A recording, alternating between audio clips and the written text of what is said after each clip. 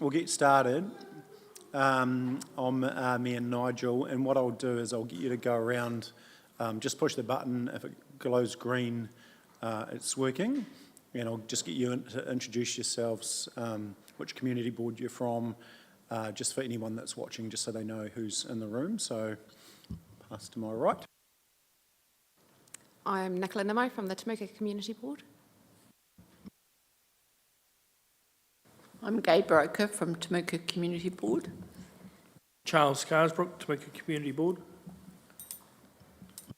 Raven Hessel, Pleasant Point Community Board. Rosie Woods from Geraldine Community Board. Shane Minier from the Geraldine Community Board. Jan Finlayson from Geraldine, and apologies from Wayne as well, I'm sorry, and Janine Adams today. Brilliant, thank you. And I think most of you, or some of you at least, will know Malcolm because he's done some induction training. I think you would have, those that were part of that. But I'll pass you on to Malcolm, who's going to take us through the representation review.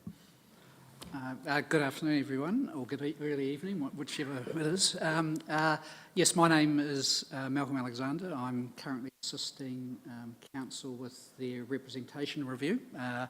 I'm a partner in an advisory firm, Bill Alexander, and prior to this gig, I was the former Chief Executive of Local Government New Zealand.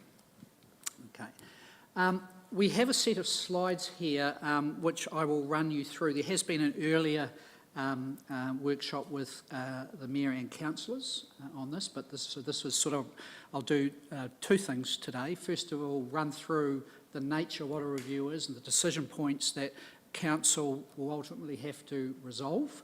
Obviously this is a workshop and that was a workshop, so no decisions have been taken or can be taken at a workshop.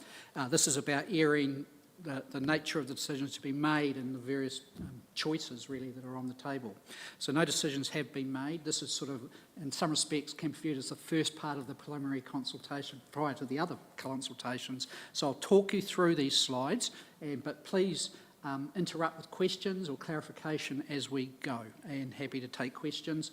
Well, there's the general aspect to deal with, that is the nature of representation in the district as a whole, wards, councillor numbers, all that sort of thing. There's also an aspect around community boards itself, so particularly interested in your feedback on those matters.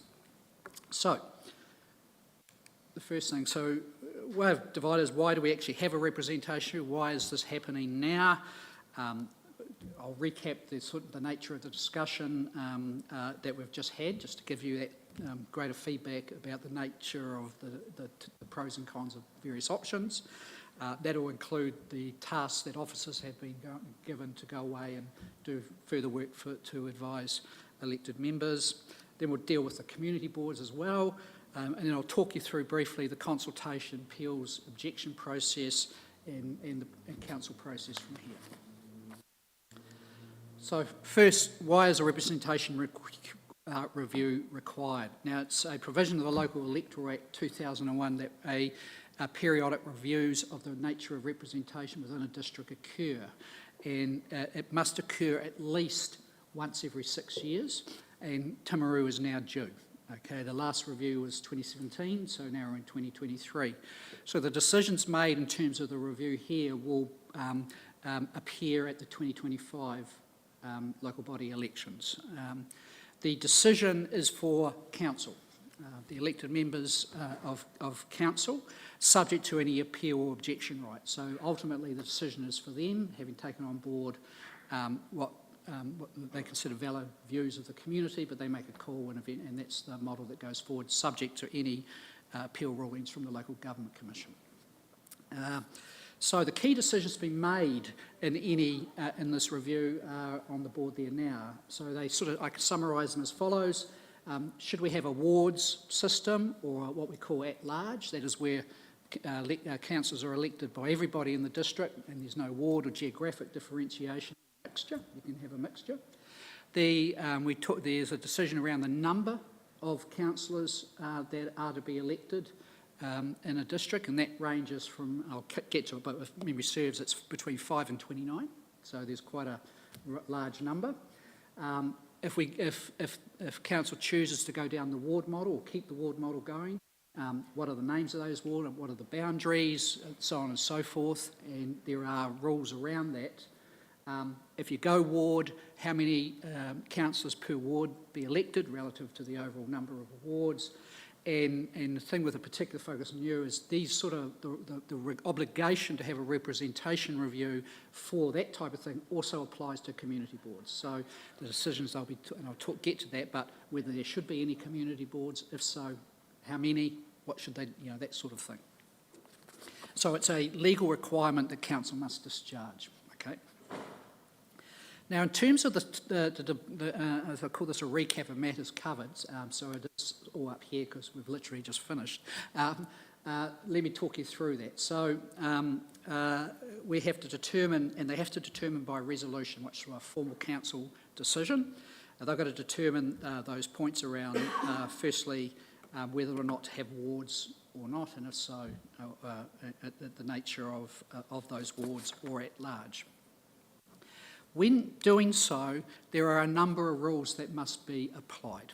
And the first one is whatever model or set of arrangements council wishes to put in place, they must ensure that it provides, quote, effective representation of communities of interest. Okay, so that is a formal test, and we'll talk about what that means later.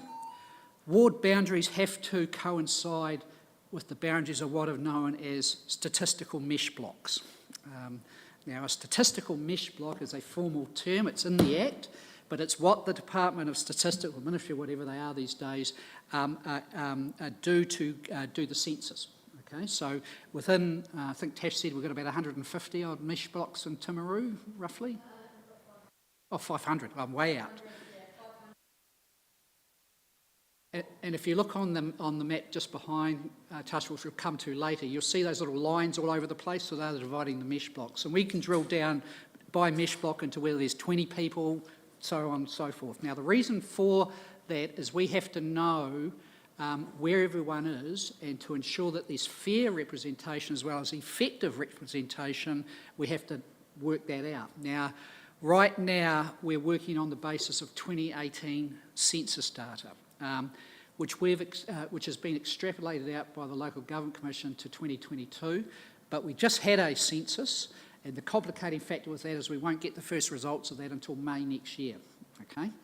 Unless we can talk them into, say, Timaru might be ready to go. So one of the problems with the census since over the last couple of census is that turnout has not been as good as it should be, and that leaves gaps in the data which has to be statistically filled by extrapolation, and that's what generally takes. Now, there's all sorts of methodologies to do that, but they have to fill that out. And we're led to believe that the rate of response wasn't as good even as last time, but it is what it is. So we're having to deal with that at the same time, and so we need those mesh blocks, and we'll talk you through why that's important shortly. As far as practical, if council chooses to go down the ward approach again, the boundaries may also try to coincide with what either a local board area, which doesn't apply here, or community boundaries, community board boundaries. So we try to get an assessment there, but that is a nice to have in some respects. Now,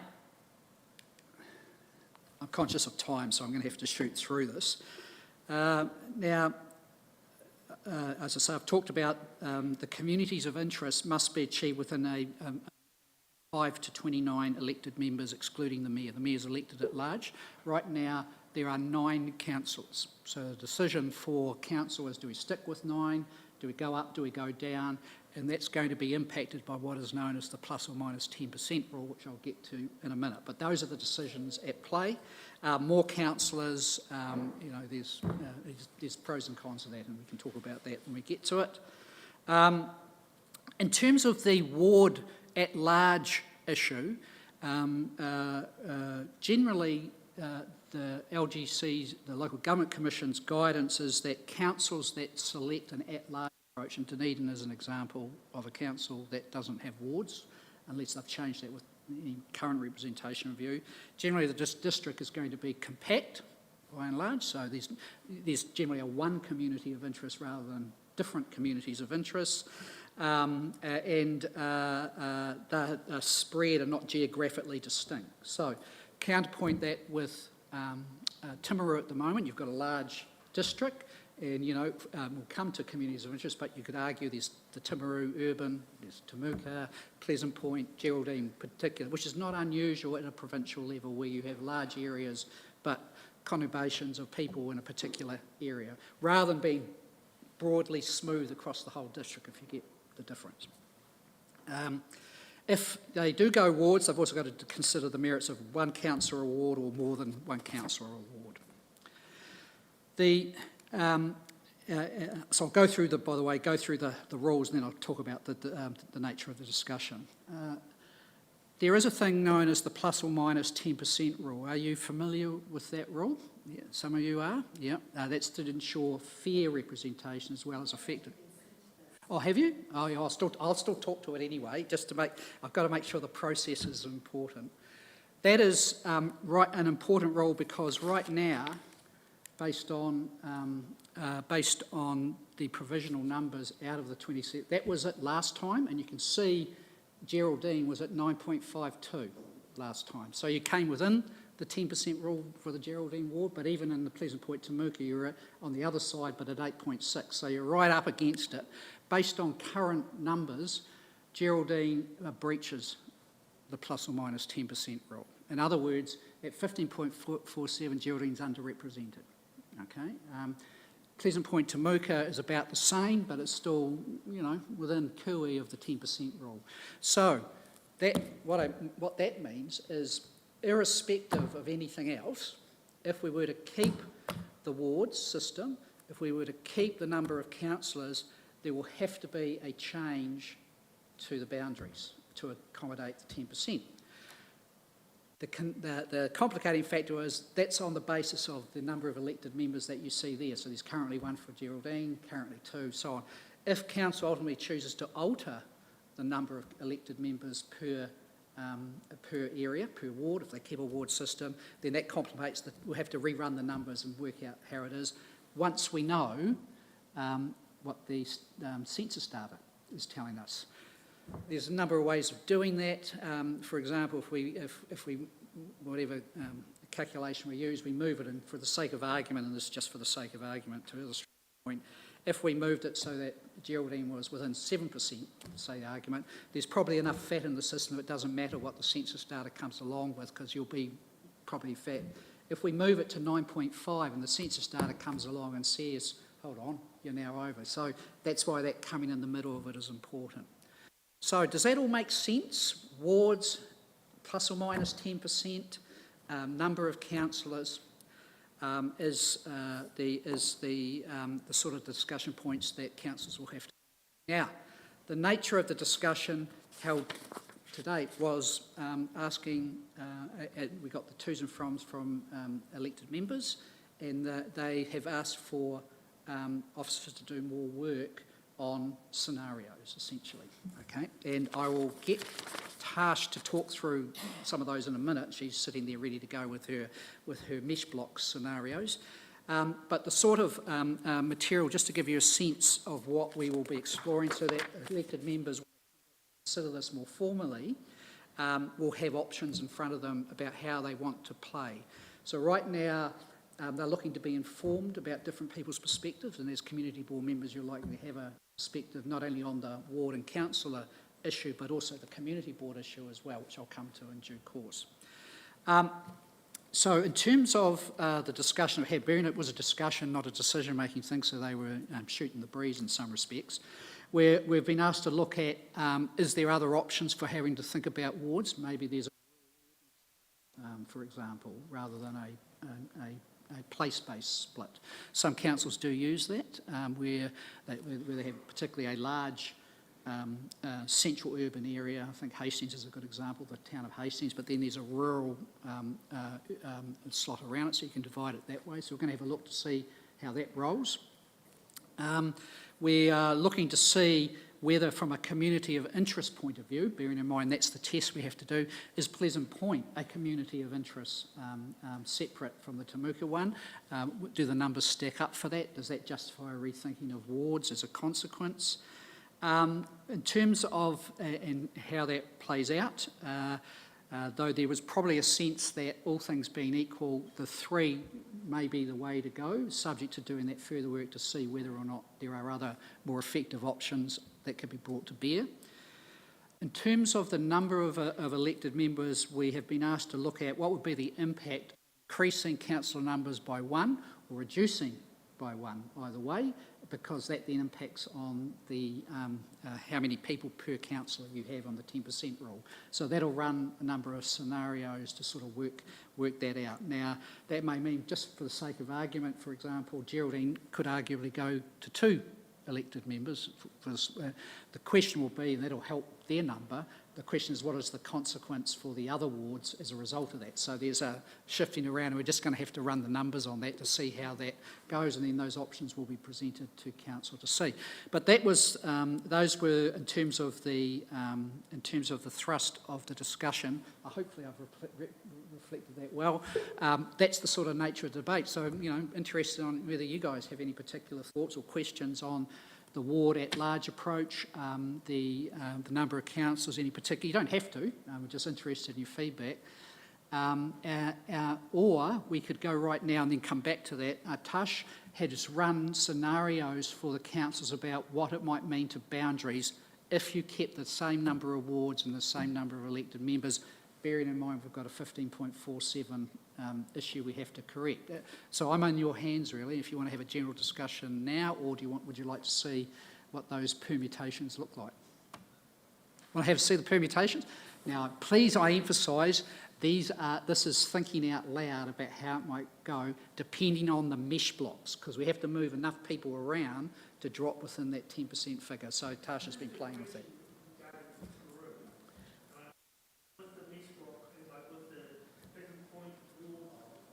With the Pleasant Point ward and with the Geraldine, Pleasant Point, Temuka and Geraldine ward, you've got councillors associated to those areas. With the Timaru district,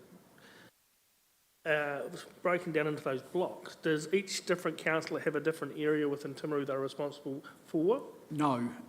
So the 6 councillors for the Timaru ward, the mesh blocks are simply statistical building blocks to ensure that we're counting the number of people per ward in a way that is fair across everybody. So remember, our goal is fair representation. In other words, that Timaru doesn't get a better crack of the whip than Geraldine. So we're trying to get that equality. The plus or 10% rule is designed to put a bit of flex in the system, so you can, within that sort of 0, you can go either side, and that's considered fair. Going outside is basically considered not fair. You can get an exemption if the council went outside the 10% rule. It becomes a sort of a de facto appeal immediately to the Local Government Commission. Because my point really is the fact that Timaru, if you look at population base, if you've got a more effective in the other areas there's only 2 and 1 councillors, in Timaru there's 6. So if you've got one councillor that's more effective than the others, people will go to them first. They could be overburdened with work. Yeah, the Act is completely blind to that. This is not about how a councillor does or does not do its job. It is simply about how do we ensure effective representation. I would argue that the judgment of whether a councillor has been an effective representative or not is determined every 3 years. Malcolm, the ratio at the moment of 9 elected members, something like 5,300, is that about right? I mean, what's the ideal ratio for members? There is no ideal. There are differences across the country. I always argue that it's a subjective nature because there are competing considerations. Some people value a lot more councillors because they think that it helps with representation, but it also means the remuneration pool is divided a lot. So that potentially can impact on people who wish to stand because there's a bit of time there. Others feel smaller number of councillors deliver a greater effective reputation because they're more focused on things. So there's no right answer to that question. Hence, the review is about seeing what the community wants or is happy with. Council is required to have a view, and I'll come to how that works in a minute. But ultimately, the judgment is for it, subject to the views of the community and subject to any appeal rights. So there's no right answer to that in my view. So just a little bit more on that. So the discussion could go around the fact that whether the average for the whole region is what we'd call correct, or what we feel is correct, given that there's no formal guidelines to that, or so we assess it on the whole, or we break it down into the individual wards. Because if you assess it on the whole, then I assume we're just deciding, or the council is deciding if that's about right.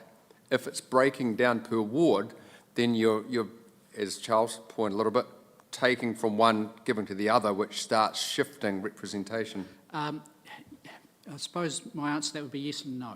Okay, that sounds a typical lawyer answer, doesn't it? But anyway, what I mean is that yes, you can do that, but you're always subject to the requirement for effective and fair representation within the plus or minus 10%. So these are permutations, but you're not allowed to depart from those overriding criteria. With the exception of the 3 exceptions on the 10% rule, which in my view won't apply. So that's always going to apply to whatever the numbers are.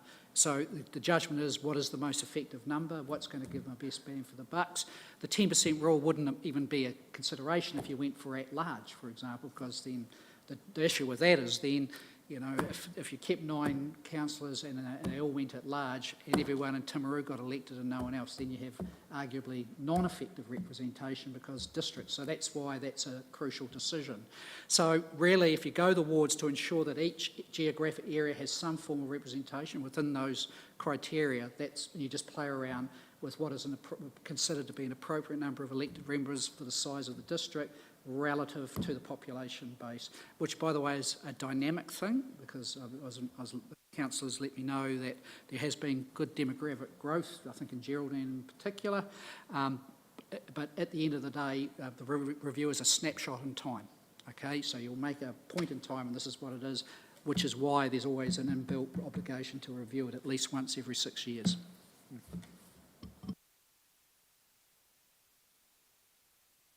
Is that a...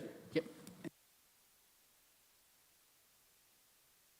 Tash, and she can sort of take you through what that might mean. Remember, again, I emphasise because this has been live streamed and I want people to understand that these are just scenarios, this is not the decision, and it assumes that the number of elected members stay the same and that the current ward system stays the same, which may or may not prove to be the case. Hi everyone, my name's Taj Port. I'm the GIS analyst here, one of them here at TDC. I was given the task of, with Malcolm, there was 3 of us shut in a room to come up with some scenarios to start this conversation. Just also reiterating what Malcolm said too, remember this is from the 2018 data, census data. We still don't have the 2023 as of yet, but we're hoping that coming closer to the time that we'll be able to get a snapshot at least what that will look like, where the information may change and, you know, change the decision, etc., etc. So you'll see in front of you all 3 options. There's 4 including the current, so it gives you the current ward system the way it is at the moment. So you'll have 2 sheets of each of the option 1 through to 3. The emphasis on these we were looking at more the Temuka and Pleasant Point ward boundaries and the Geraldine boundaries with the data, as you can see. I've also got on the bottom of them the additional tentative was what it could look like total for the Pleasant Point and Temuka ward. So the emphasis around this, the first one will show you what the new boundary could possibly look like, and the one with the dark blue in between the Geraldine and the Temuka Pleasant Point and boundaries is basically where the changes will reside from Geraldine to Pleasant Point. And again, just remember that these are just options to get the conversation really started. So as you can see in that first one, option 1, if I get these layers going up here for you, you'll see. Okay, so in option 1, if I zoom this in a wee bit, So we haven't touched Timaru for these at this point, but as we say, the concern of this part was for Geraldine, Pleasant Point and Temuka. So in here you will see, hang on, I don't know why I highlighted that, excuse me. You'll see, because I've zoomed that in,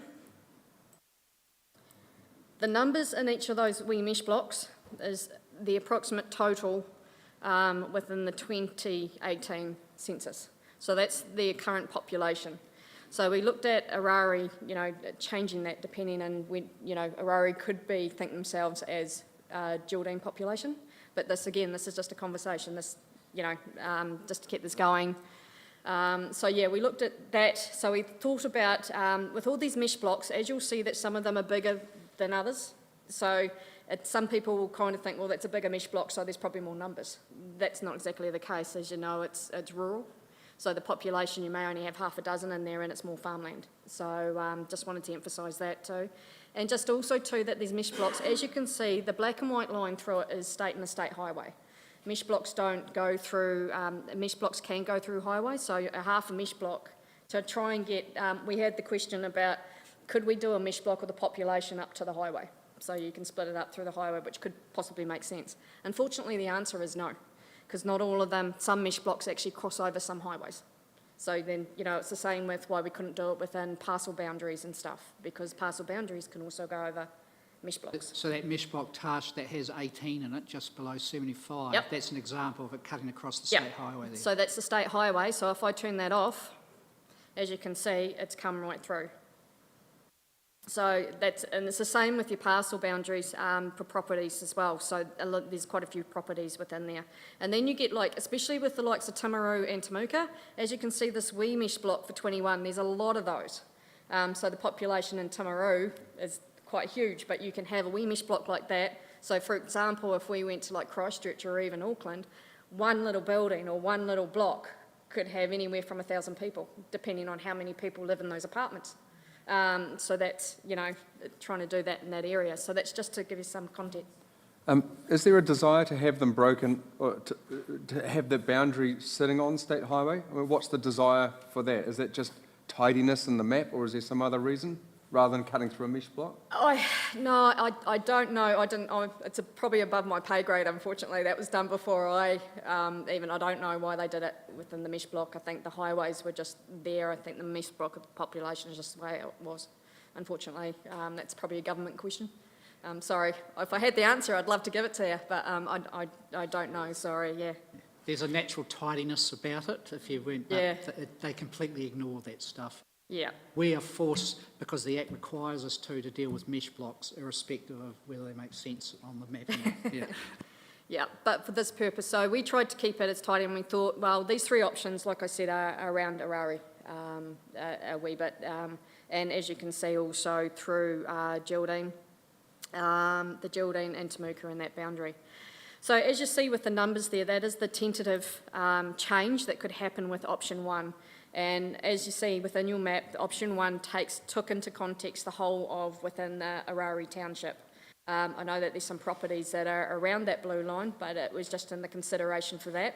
And that also gave us a total, as you'll see on the map, of the residential population for that. The change total would be 585. That would be taken away from Geraldine, but putting in to the Temuka Pleasant Point ward boundary. Move Pleasant Point closer to zero, which is and it would bring Geraldine down under the 10% roll. That's just an example. The elected members did debate that, obviously played around with it. So one of the questions that came up, for example, around Orari, what's the community of interest? Okay, is it Temuka or is it Geraldine? Because community of interest is part of the criteria, and how do you think about that? Rangitata, the Rangitata huts came up as well, just to go see it. Does that sit well currently in Geraldine, but is that more of a community? Does that make sense to move it over? Those are the sort of debates. So everything feeds off one another, so you have to balance all those things in the round and then make a call. Now, I don't know if it's the right time to raise this now, but I would say that the Orari community of interest is definitely attached to Geraldine supermarkets, schools and so on. And just this year we've rubber stamped a plan that was a long time in the making that actually includes, so a strategic framework for our community that includes Orari. As far as Rangitata goes, if you look at the top of the map, the confluence of the Clyde and the Havelock and the Lawrence, which is where the Rangitata actually starts, it's our patch all the way down. And there's a certain coherence which I think is useful in having that. I know that those people certainly use our schools, and we see them in our supermarkets. DOC has even published a Rakitata, that's using the Ngāi Tahu expression, Rakitata River Revival Strategy recently too. So I think there are some strong arguments there for keeping it with Geraldine, but I'd like to hear some counter-arguments too. Can I just ask a question as well? Is there any evidence or that shifting wards or boundary lines can change property values? Not aware of that, but it's a point we can look into, but I'm personally not aware of that. I've heard of that before, but I equally can't say that it's not true, but I'm not aware of that, but we can have a look at it. Maybe if it was a case, it's probably more of a metro issue in the sense that, and I know this with Wellington amalgamation, where the line between Wellington City and Pororua was a factor about that sort of thing, but may or may not be that big a factor here. But I honestly don't know the answer, but we can have a look into that. Yep. Sorry. Apologies, Jen. Answer to your question in regard to the Rangitata Rakitata. Scott presented the counter just in regard to the hut community at the bottom, that their community of interest was probably more Temuka, but that was the only comment, I think, that came back. Apologies, I have to leave, but just to leave you with a comment, and you'll get through to the community boards. But the general discussion from the councillors as far as future of those was, although there was good discussion, it was that they added value, and we were of the view that they should certainly stay. But you can have a counter to that if you so wish, but I'll leave you for that. One other interesting point would be the ECAN boundaries, because I know for the Temuka Community Vehicle Trust, we service Rangitata huts area within our plan and our funding through ECAN. So have you got those layered over the top of any of these anywhere? The ECAN boundary for the community vehicle trusts. And the regional council boundary, as far as I'm aware, is not a relevant consideration for the purposes of determining how representation within the territorial authority grows. My only point related to that is the fact that the Temuka Community Vehicle services the Rangitata community for that purpose, so they do have a bit of an association. It goes back a long time to when the intercity buses stopped coming through, and we've got quite a population of elderly folk and people who need to have transport, and so ECAN stumped up and we were the first community in Geraldine to get it, and Temuka's got one too, and it probably is a bit relevant. Yeah. The purposes of the statute, not, but for a broader understanding of how community interests might evolve, we can... I think it's community of interest, probably. Yeah, probably right.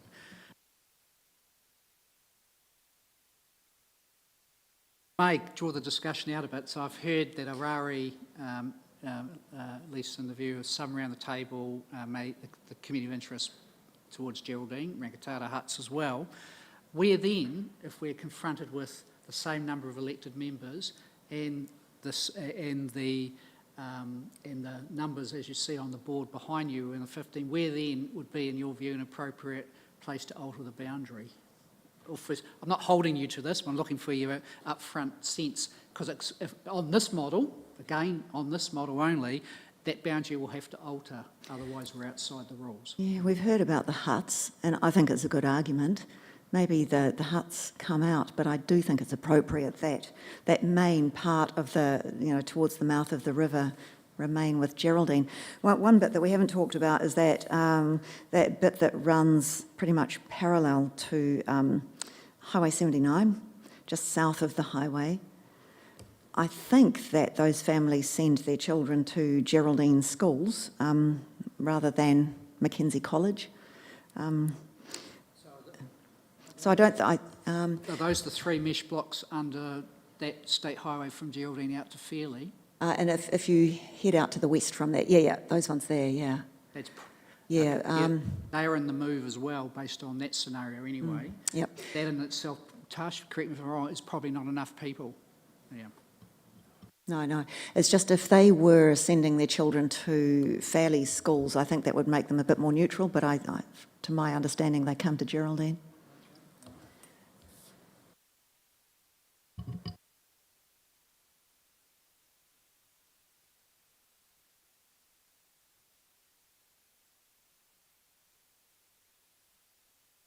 Critical to the assessment. Okay. Any other comments? I mean, this is just one, unless Tash, oh, sorry, go ahead. So Mayor Nigel did state that Scott Shannon had said that the public of interest for Rangitata Huts was definitely aligned with Temuka, didn't it? Did I hear that right? Yeah. At the council debate, there was discussion that mesh block there you see at 123 down to the huts, that there was an argument that it did align to Temuka, which is why that was appropriate. But that was only a preliminary review, by the way. But because of the numbers, a big debate was around Orari, because we're 5.5% out. So this is not a small, we're not dealing with a dozen people here. We need to move about 500 odd from memory. Again, to emphasise, assuming the same ward system, assuming the same number of elected members, which may alter. So what might help out, what might help our discussion is what was the work that the councillors have asked the staff to do, like, just so we have an understanding of the questions that they raised. Sure. And what were they looking for in responses? Again, I think it's fair to say they need to meet their statutory obligation, which is a fair and effective representation of communities of interest. So that's the test. So what we're going to run with is a number of scenarios, i.e. the differing nature of wards, if they choose to accept a ward thing, that may be the three, or it may be adding a fourth ward for the sake of argument, or it may be a different approach, urban-rural, came up. So we will play with those to see, one, do they meet the test of communities of interest? My immediate reaction on the rural-urban one is because there are different urban areas within the Timaru district, that may not work. But unless you take Timaru as the Timaru city itself is different to the rest, so we need to look at that. Within then the ward system, we're looking at where those various mesh blocks, how they may play out relative to the communities of interest, and there may be choices around that. And then the other aspect is one way around this issue in order to meet our 10% rule is, do we look at the number of elected members? Okay, so right now Geraldine has one. I haven't run the numbers, but if they went to two, which would, all things being equal, increase the number of elected members from 9 to 10, or the number of councillors from 9 to 10, would that be the right way to go? And they're agnostic about that. They just want to see how those numbers run. The question was, well, will that impact the decision-making around the table? Answer is no, because you'll have an odd number with the mayor at 11. But right now we have an even number, but the mayor has a casting vote. So that's not an issue. So, Councillor? Yeah.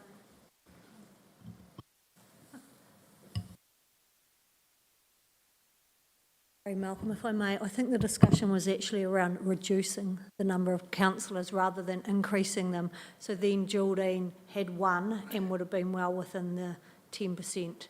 Yes, from your perspective, Councillor. Another councillor looked at the plus one as well. Okay. Because I just don't see how it will work with plus one on the numbers. You may be right, but we're going to run both numbers, yeah. So all of correct me if I'm wrong, but these three options are showing removal of mesh blocks from the Geraldine ward. Has any consideration been made to grow the Geraldine ward and shift that to 2 councillors and take it from another ward?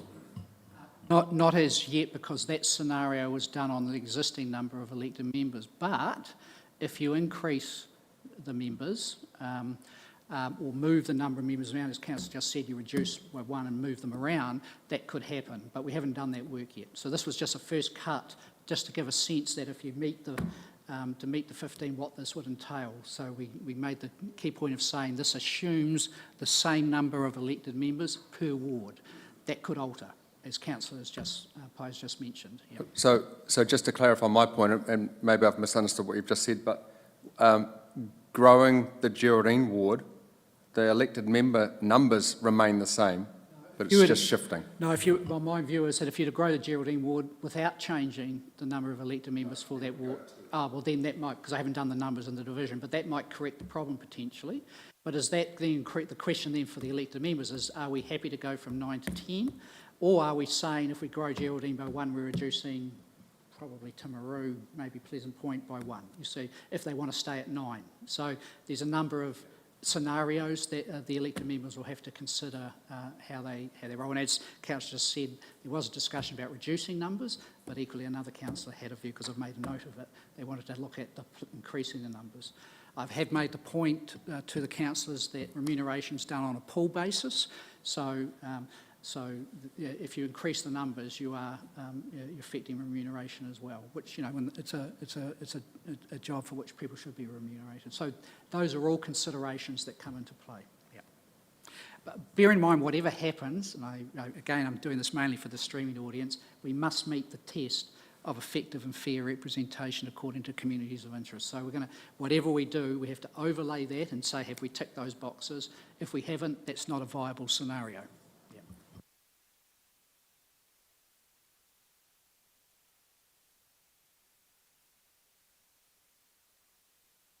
Sure, I'm just getting engrossed in this conversation, actually. The answers for you, but we're at the start of the process. It'll all come out in the wash, trust me. Again, too, also, just keep in mind also that this is 2018 census data. You know, things have obviously changed a lot and we still haven't had the 2023 data yet. So yeah, I've put up on the screen, as you can see, option 2, which shows this time that Orari is part of the Geraldine ward. So I've just zoomed that up on the screen. So it's all included, where I took most of it, put it into Temuka and Pleasant Point, sorry. So yeah, and the numbers are, as you can see, the number of the wards are, or the population that are there, which brings us down to a total of 396 that would increase the Temuka and Pleasant Point ward by. And it just means that that little lip across from the state highway is still included, which is this little dude here, which I think that holds only 21 people through that little block there. The third option, which had a change of 417, again, like we say, we revolved this around just Orari. This was just in the discussion, because we did play around with the number 45 and the 60 total, even the 39, to see if we could, in this scenario, if we can decrease or somehow bring them through. And unfortunately, with the less population and the bigger mesh blocks, the numbers either brought it way too far down or didn't bring it to the way the council is in the moment. So with our third one, this might freak you out a little bit, but we just put the scenario in of basically dividing Orari.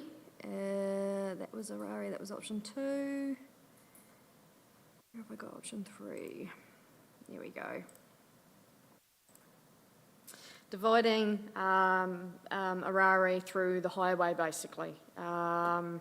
So I know that on out the Temuka side of it, there's not so many, the population through there, the more rural houses and stuff there. Wasn't too sure, it was just something just to try and, just to see where it was. Also brought it up to the discussion that we had that, again, the highway, you know, rather than just to keep it tidy, this was just the option to display that, really. So the difference of, yeah, keeping it right down the middle and just, as you say, tidying it up through that mesh block to make it look quite nice. But again, it also comes down to the community of Orari. And I'm, as growing up in Temuka and that, I'm aware that they obviously think of themselves as Geraldine, you know, part of Geraldine, rightfully so. I've always thought of them that way. living in Temuka and stuff. But yes, so that was just the third option there. And again, you could see the total of 417. So I've just got a thought then. Is there, just bear with, because it's a couple of components to my comment. I'm not sure it's even going to be a question. Has consideration been given to shifting populations? So regionally, are we growing overall, or are we, and I'm aware that the 2022-23 census info is not available, I understand, but you alluded, Malcolm, just before that the numbers may have grown in some areas. Is there any overlays that can show a shifting numbers of population from A to B to C, etc., which would then drive where the representation should be? Yeah, good question. Couple of points. First of all, the data that we've received from the Local Government Commission, who've extrapolated for 2022 from the 2018 census base, so that's their extrapolation which they've sent to us, so they're telling us we're on notice that we have to deal with 10%. That suggests there's been a growth of population, okay? One of the councillors, was it your colleague from Geraldine Council? I can't remember. Yeah. It's indicated strongly that there had been strong population growth in that area, and that likely to continue, at least in his view. I made the point, and it's fair enough, I made the point that the representation view is a snapshot in time, okay? So based on you do it, and you just have to do at that point in time. If Geraldine area continues to grow, you'll have to relook at that again at the next representation review, which can be less than 6 years if you feel if elected members feel that there's been a sufficient change in demographics that that justifies looking at it again. But in any event, must be within 6 years. Okay, so at the latest it would be 2029. So, but yes, the growth comes into it, but it'll be a snapshot in time. Which is why we're a bit leery of this census data, because that's an extrapolation and the census data will presumably be accurate, touch wood, and then we'll know where we are. But so that'll impact, frankly, based on that data from the and as I say, the LGC, the Commission, by sending us this data, is telling us we're on notice that we have an issue to deal with on the 10% rule. Yeah. But look, it looks like growth is occurring, yes. Yeah, thanks, Tash. Yeah, I like the thought of Orari like Pakoon, you know. Hey, just a question, going back to what we were talking about before with respect to the rangatata huts. I take what you said about your mesh blocks. Is it possible, though, to carve the huts area out and leave that other one, can't see the number, that runs along the south bank of the Rangitata River, to leave that bit in Geraldine and carve out the huts and have that go to Temuka Pleasant Point? Let me see if I understand your question well. You mean divide that mesh block and allocate a portion to Temuka and a portion to Geraldine? I don't believe, I checked that, but I don't believe so, because the whole mesh block has to be incorporated, as I understand it. I'll need to check that, but I think the answer is no. But it's a fair point worth, I'll verify that. Yep. Because I would argue that, you know, the farming area outside of the huts spot is very Geraldine focused. And I know a lot of those families send their kids to Geraldine schools plus Karoo Peel Forest School, whose children tend to go on then to Geraldine High. Sorry to interrupt there. Were you meaning just the huts themselves? Yeah, because the huts themselves at the moment are part of, as you can see, that mesh block. They're a mesh block of their own. Sorry, yes, I see what you mean. Yeah. So they're a mesh block of their own, right there. So if I can check out the attribute of that. So you're talking about in the existing Temuka, so not that No, I think triangle. she's talking about, we're in our current one, the Rangitata Islands one is already still part of our current Geraldine zone. And I think you were wondering whether that was part of the Geraldine as well? But it is already carved out. Yes, I see. That solved that question for me. Thank you. Okay. You're welcome. Councillor? Sorry, can I just ask a question about the hut people, sorry, that's not a very good term, that's not what I meant. But how do we count them? Because they're not actually ratepayers, they're not actually permanent residents there, and so how do they actually get to be a large group of people in a mesh block? It comes directly from census data. People have responded accordingly. That's how we take it from. We're governed by the census. So if the census is telling us there's, I can't see the number, 47 people there, then we treat it as 47 people. We don't look behind that. Yeah. Yeah, I think that's right. Councillor Pye, my understanding is it is census night and where they say that they are at that time, and then, as Malcolm said, it's a snapshot in time.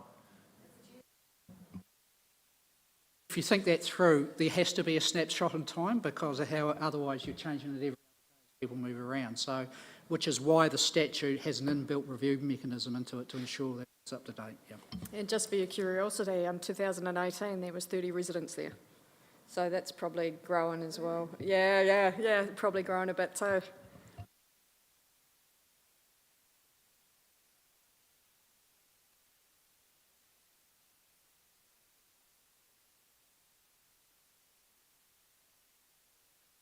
I don't think you can split a mesh block, but I'll do a double confirmation. Though having said that, with that discussion, it may be a moot point anyway.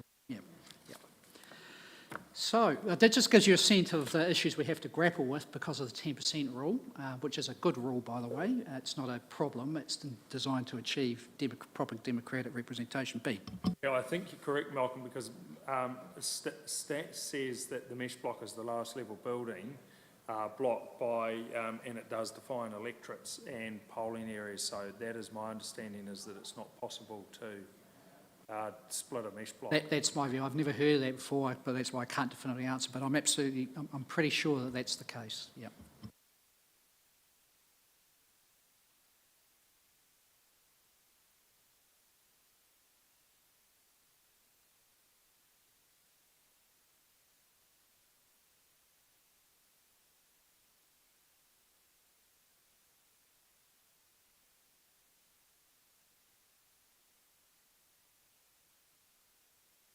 Be a formal consultation period. We're in essentially what I call the pre-consultation period before we formally kick the process off with an interim proposal, which I'll come to later on.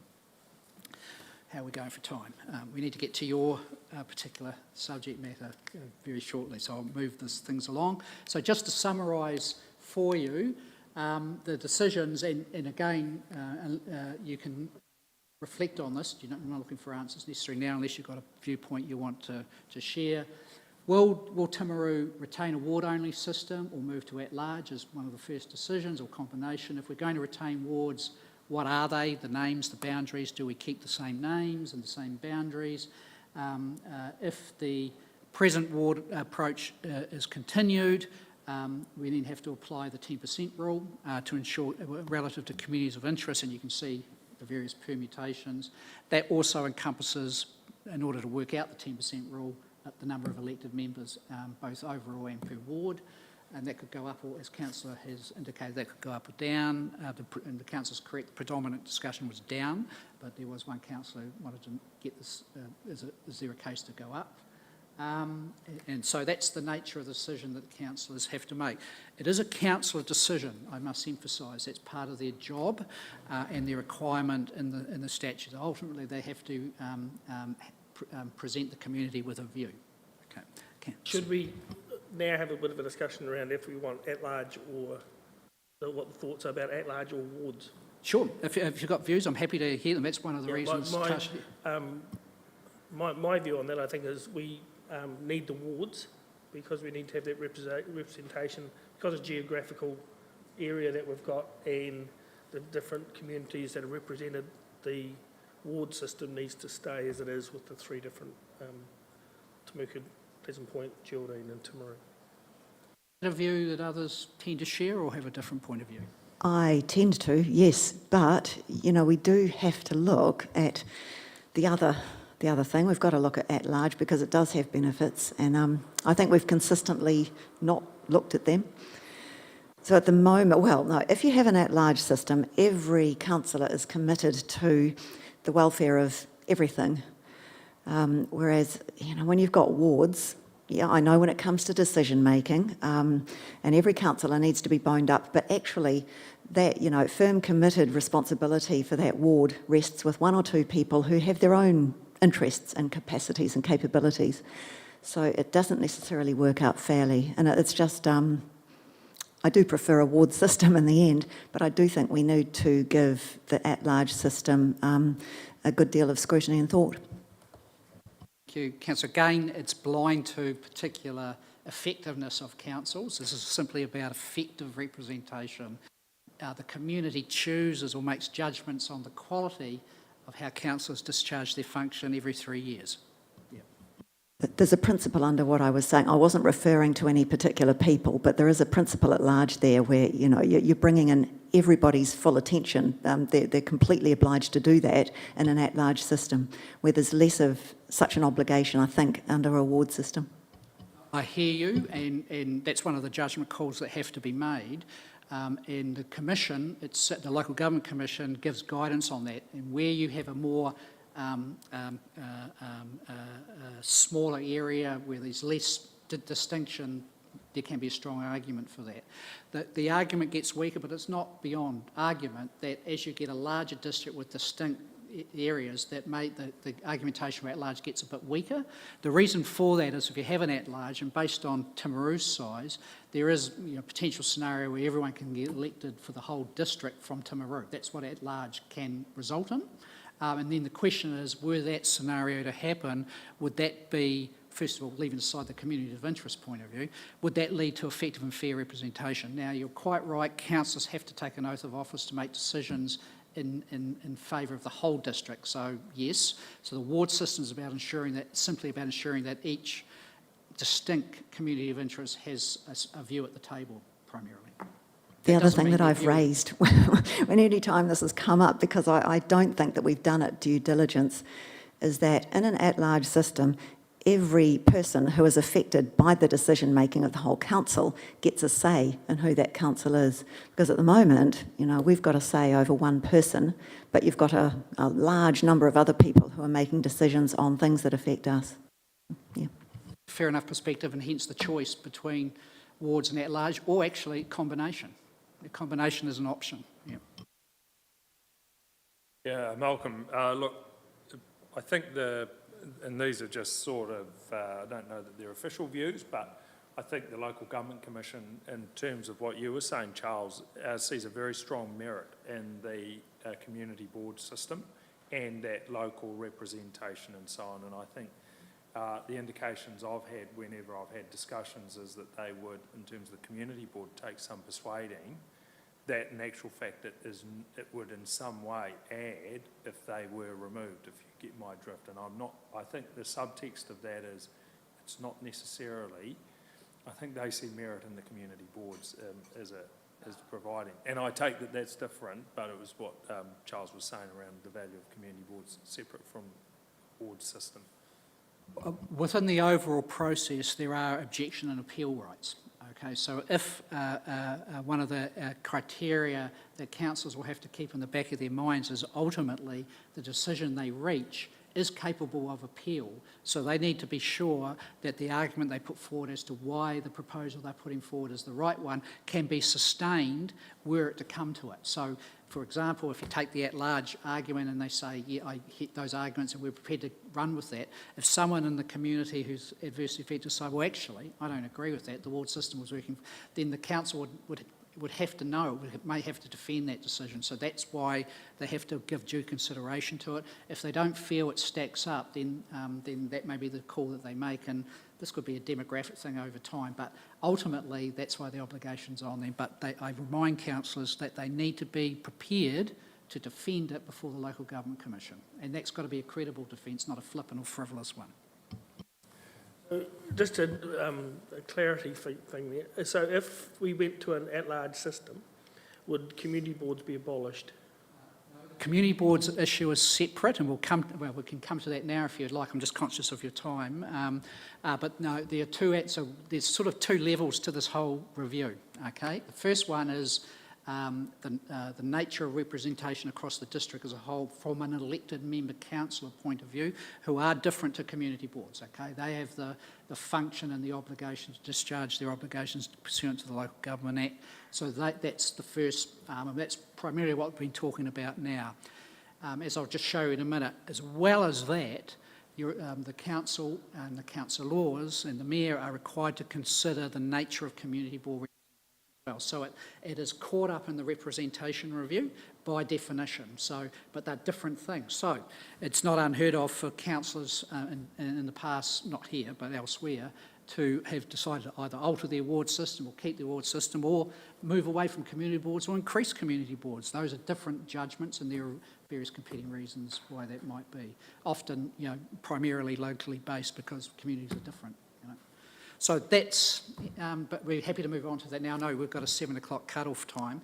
On the broader representation issue, we've had the debate around at-large and wards. We've had you understand, I hope, the plus or minus 10% rule and what we're grappling with.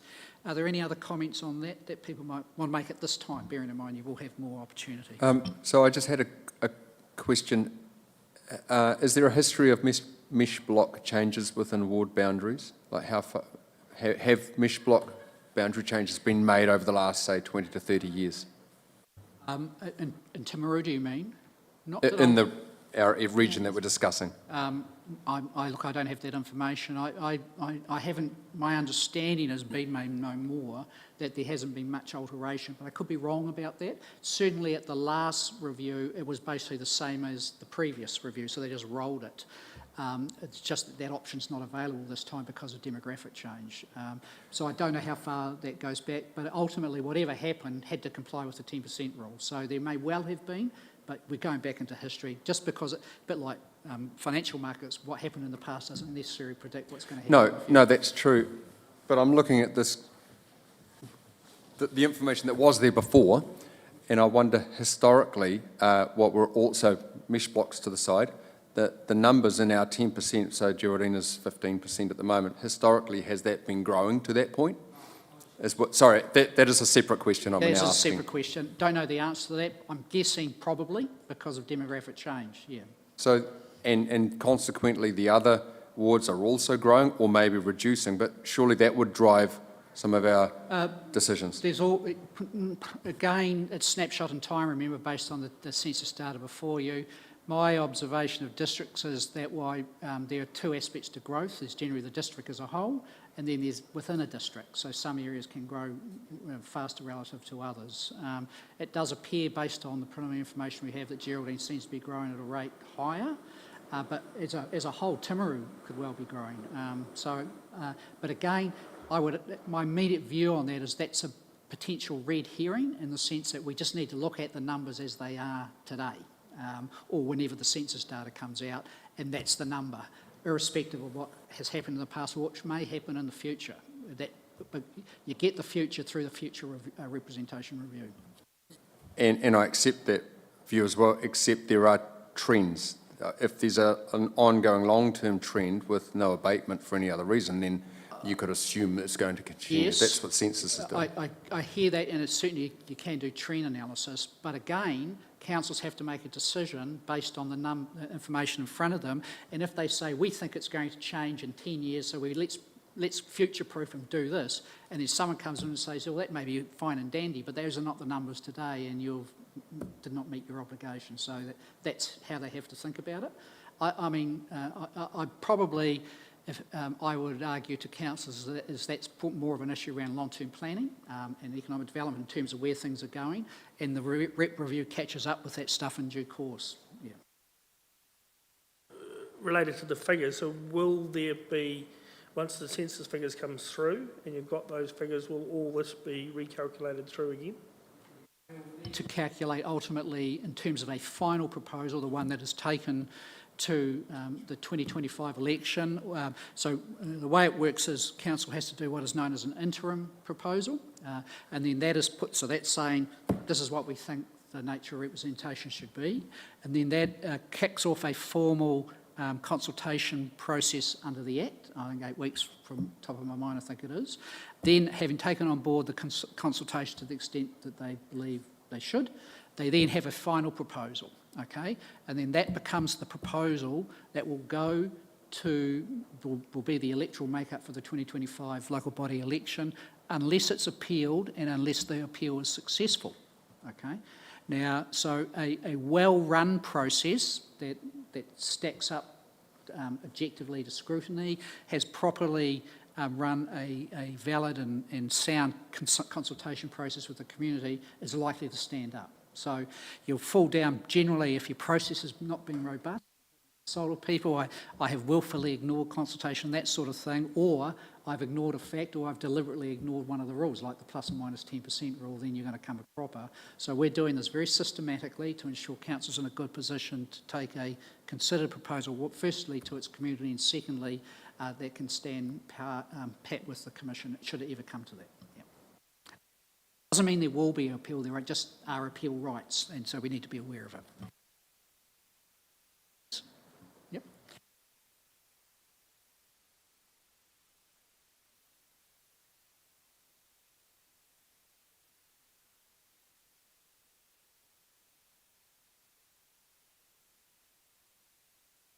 So under the Act, and there's the section of the Act up there, 19J, a territorial authority must, at the time it's considering the broader aspect of the representation, make a number of decisions around community boards. And so it has to decide whether there should be any or not. It has to decide if it wants community boards, what's the nature of the community to be served by those boards and the structure of that board.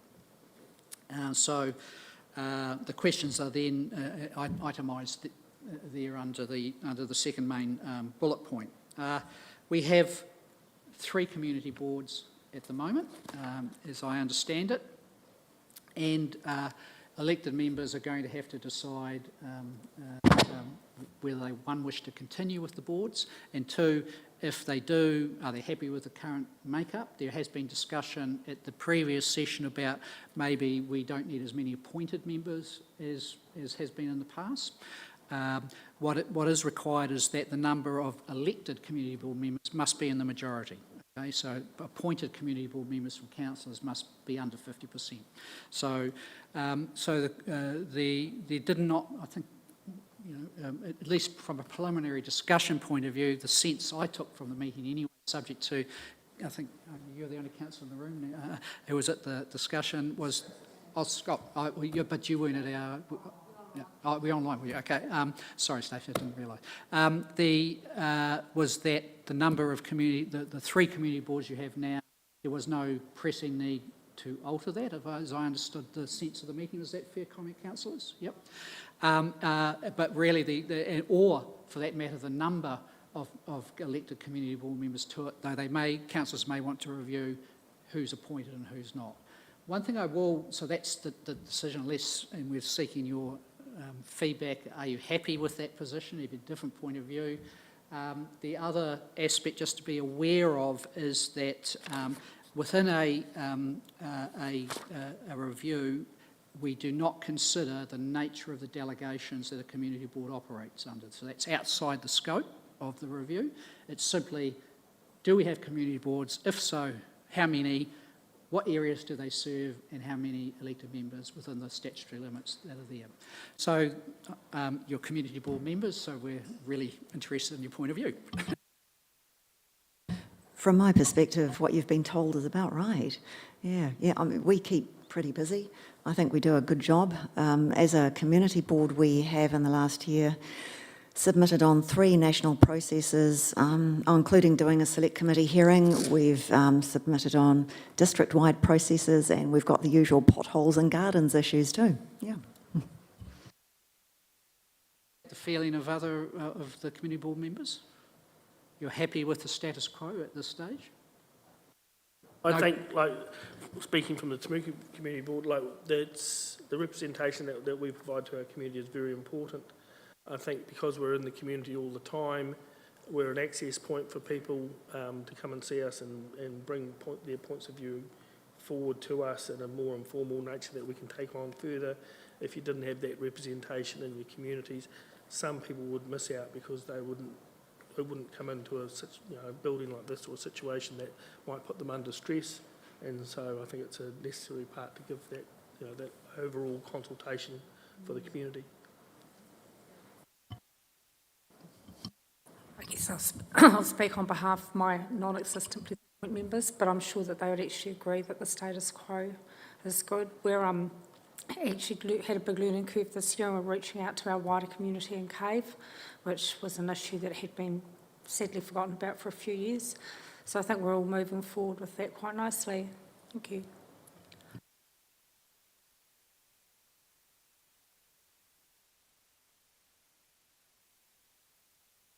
Other issues that you would argue that councillors need to turn their mind here, other than there's no pressing need to alter the status quo, on at least at the community board level, where the 10% rule doesn't apply, by the way.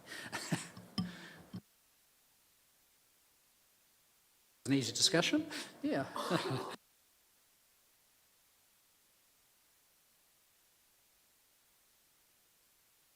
Part of the considerations into the proposal. So just to talk you through how that rolls.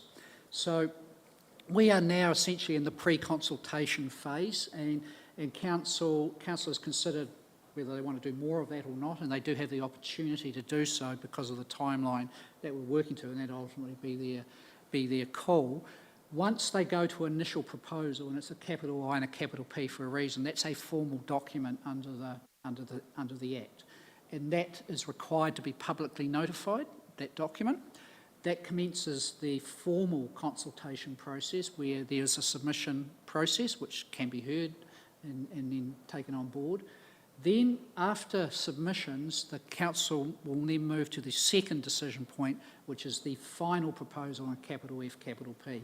Again, publicly notified, okay? This is what we've decided to do for the purposes of the 2025 local body elections. Now, there are appeal and objection rights. So, and in terms of appeal, any person or organisation, including a community board, okay, that has made submissions on an initial proposal can lodge an appeal. So, in other words, if you haven't given a submission on the initial proposal, you're out of time. So, that's a strong incentive to have a point of view, particularly from a community board if you do. Objections, if the council has amended the initial proposal as a result of feedback from the community and the community boards, etc., then there's an objection right that can be put. So appeals and objections are slightly different. The key point to note is ultimately those are determined outside council by the local government. Duffy, who I know relatively well, and he and his colleagues would then go through a hearing process and to make a decision. Now, they are required to do so, if that ever were to happen, no later than the 15th of January to finish that process, and then to make a decision by the 10th of April of 2025. So at the latest, the community will know what the electoral arrangements for 2025 are by April for an October election. Now, in terms of the periods that the council is now working to, so we're in what we call preliminary consultation. So that's between essentially now and the 31st of July 2024. The council must make an initial proposal by that date. And obviously, touch wood, we'll have the final census data by then. They're promising us May. We will approach Stats to see if they can expedite that for Timaru, because it may be that Timaru's relatively straightforward. We just don't know, or they'll probably say, sorry, Malk, you have to wait till everybody else, and it's going to be May, according to their website. Once the 2024 date is set, we're in that proposal, as I said earlier, and then 8 weeks to the final submission, and then 2025. So there's a number of steps. We're in step preliminary, then step 1, then step 2, then possibly appeals and or objections. So a number of bit of work to go yet, depending on how well this lands. Yeah. So Malcolm, are you saying that submissions from the likes of us and other community members should be made by 20th of December? Is that correct? No, I'm sorry. Sorry, no. Once there's an initial proposal, which council must do by the end of July in the coming year, that's the formal proposal, and then you can make a formal submission which can give you appeal rights. Prior to an initial proposal, council's essentially in a pre-consultation phase, and they may choose to go out further to seek your views. That's a discussion yet to have, and there was a discussion at the workshop with councils about how that might roll. And Councillor Pye made a point earlier about could we do more, and the answer is yes. The key one is that initial decision, and you have to make that in the period between the 20th of December this year and the 31st of July. So they can't actually do an initial proposal till after the 20th of December. Okay. So in other words, you're well in, council is in good shape from a timeline perspective. You don't want to be at the other end where you're pushing things and that leads to errors and so on and so forth. So if the ward system is agreed to and continue on as it has been, is there, and this is over and above this, is any consideration for once that information comes in to then go, do we look at community boards and then see how we can better use the asset of a community board to help better in the community? If I'm understanding your question correctly, my answer would be this: the position and nature of community boards will be part of the initial proposal as required by the representation review. How, and that'll be, let's assume that the discussion we've just had lands in the final proposal, there'll be 3, they're the existing ones and so on and so forth. That's all the proposal will deal with. How you as community boards interact with council is a separate issue for you to discuss. It's outside the representation. The RURU is simply concerned with are we providing sufficient mechanisms for the community to be adequately represented. So they are, and on that, your issue, different councils adopt that in different ways. Yeah. So if we want to be proactive on it, we could write our own letters between now and the 20th of December. In terms of? Suggestions to councillors. Yes. I mean, one of the aspects of community boards is you're obviously elected in your own right. You have a point of view. Other than I make the point that the decision is for councillors, that is their role, yeah. But they obviously will hear views, and as a result, these workshops are live streamed, so arguably the whole community is now live to the issues, or, if they're interested, and no doubt have the ability to also talk to their councillors, their elected representatives if they want to. And ultimately, it's an issue on which many people have many differing views. The role of the councillors is to make the judgment that they feel best meets the needs of the Timaru district, subject to the fair and effective representation of communities of interest.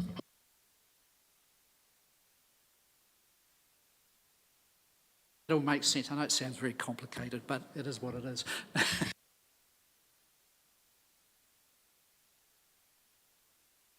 I'm happy to take any other comment or observations. We've got a little bit of time, 10 minutes or so, if you have any. Otherwise, we can wrap up. Over in your hands, ladies and gents.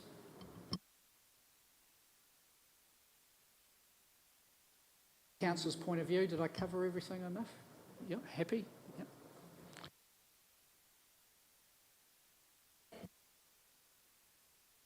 Point being that I didn't not cover the things I ought to have covered. Yep. Yep.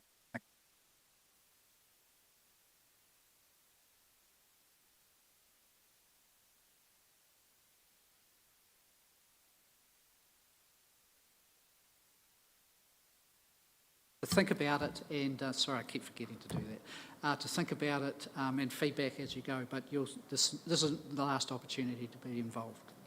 Okay. Thank you for your time.